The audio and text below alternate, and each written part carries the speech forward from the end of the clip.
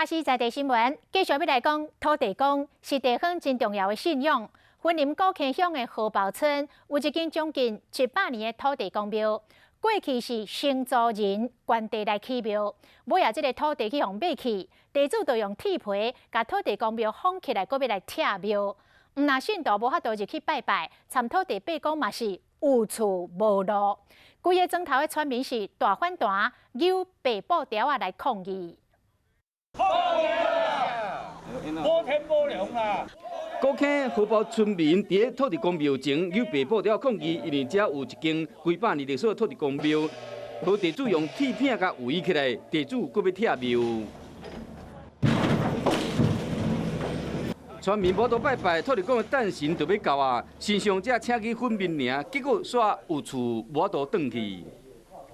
依法行事啦，这拢有凭有据的吼。地主讲一切拢是依法行事，村民除了抗议嘛无有法度，只好先将土地公放伫新路主引道。所以若早恁就规庄仔就甲买落来。当然，阮每一个人去捡蛋糕，阮嘛法度来甲开始7万块来甲买。